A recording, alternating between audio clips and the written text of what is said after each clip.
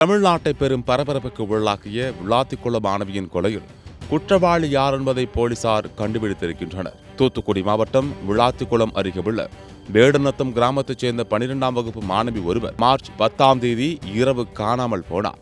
மறுநாள் அந்த மாணவி உயிரிழந்த நிலையில் காயங்களுடன் சடலமாக மீட்கப்பட்டார். தமிழகத்தை உலுக்கிய இந்த கொலையில் குற்றவாளியை கைது செய்யுமாறு வலியுறுத்தி மாணவியின் பெற்றோர், உறவினர்கள் கடந்த 9 நாட்களாக தொடர் போராட்டத்தில் ஈடுபட்டு வந்தனர். இதற்கிடையே தூத்துக்குடி மாவட்ட காவல் கண்காணிப்பாளர் மதன் உத்தரவின் பெயரில் 10 தனிப்படைகள் அமைத்து போலீசார் குற்றவாளியை சல்லடை போட்டு தேடி வந்தனர். இதில் சிசிடிவி காட்சிகளை ஆராய்ந்த போது சம்பவத்தன்று இளைஞர் ஒருவர் இருசக்கர வாகனத்தில் மாணவி உயிரிழந்த காட்டுப்பகுதிக்கு சென்றது தெரிய வந்தது. வாகனத்தின் நம்பரை சிசிடிவி காட்சிகள் அடிப்படையில் சோதனை செய்ததில் அந்த வாகனம் ராமநாதபுரம் மாவட்டம் பார்த்திபனூர் பகுதியிலிருந்து மர்ம நபர்களால் திருடி கொண்டு வரப்பட்டதும் அது தொடர்பாக ஏற்கனவே புகார் கொடுக்கப்பட்டதும் தெரிய வந்தது.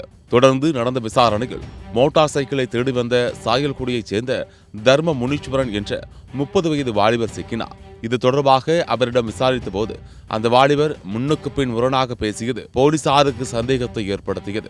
அவரது உடலில் பல்வேறு இடங்களில் நகைக்கீறல்கள் இருந்தது இந்த சந்தேகத்தை மேலும் வலுப்படுத்தியது. இதனையடுத்து மாணவியின் தசை துணுக்குகளுடன் வாலிபரின் உடல் பாகங்களில் இருந்து மாதிரிகள் எடுத்து DNA பரிசோதனை செய்ததில் கொலையாளி அவர்தான் என்பது உறுதியானது.